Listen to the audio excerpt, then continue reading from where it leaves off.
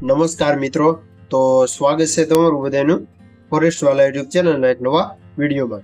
તો આજના વિડીયોમાં વાત કરવાનો છે કે ગુજરાતમાં હાલ 10 નવી ભરતીના જેના ફોર્મ હાલમાં ચાલુ હોય તેવી 10 ભરતીઓની માહિતી મેળવવાના છે કે તે ભરતી 10 પાસ અને 12 પાસ અને ગ્રેજ્યુએશન તમામ મિત્રો છે તે આ ભરતીમાં ભાગ લઈ શકશે. કહી શકાય કે ઓક્ટોબર મહિનાની તમામ ભરતીની જાહેરાત છે તે આવી ગઈ છે. તો આ વિડીયોને લાઈક શેર અને તમારા મિત્રોને સુધી શેર કરી દેજો, જેનાથી આ ભરતી છે તે ચૂકી ન જાય.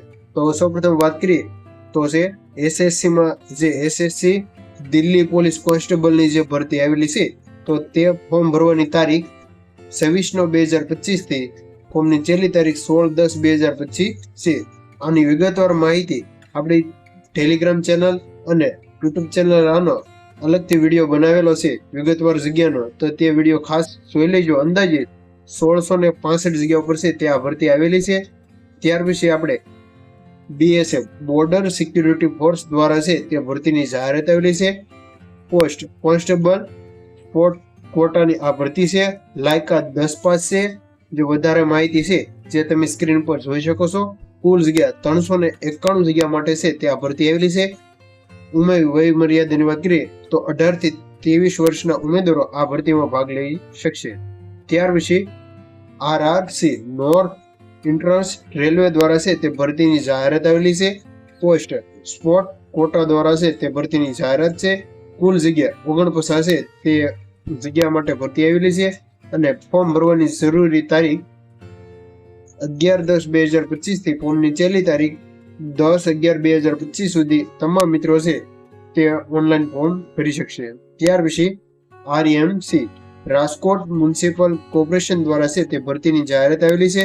પોસ્ટનું નામ ફિલ્ડ એન્જિનિયર સિવિલની આ ભરતી છે. ઉંમર વય મર્યાદા 21 થી 45 વર્ષ સુધી ઉમેદવારો આ ભરતીમાં ભાગ લઈ શકશે.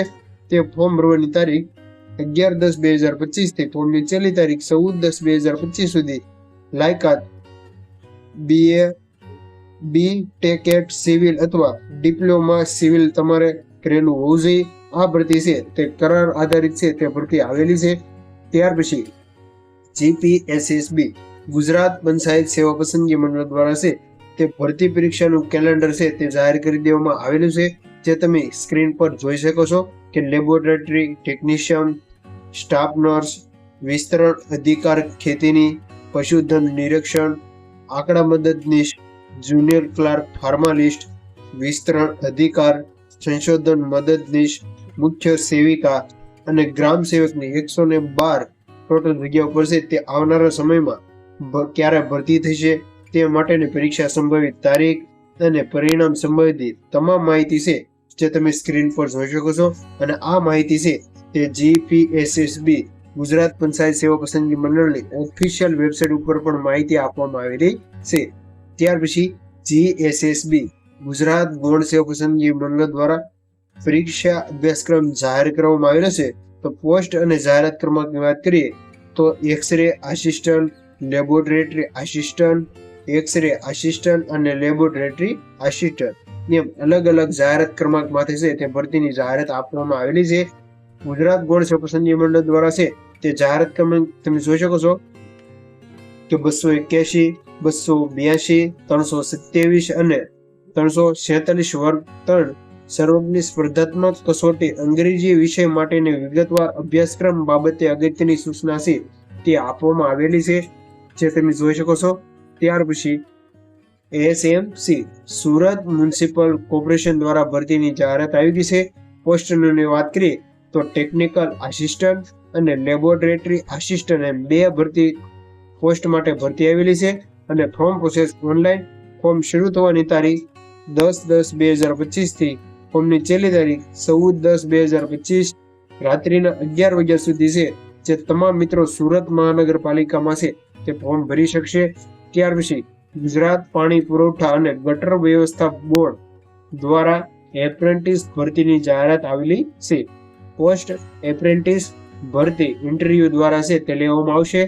તારીખ, સમય અને સ્થળની વાત કરીએ તો તારીખ 14/10/2025 થી સમય 11 વાગ્યાથી 3 કલાક સુધી છે.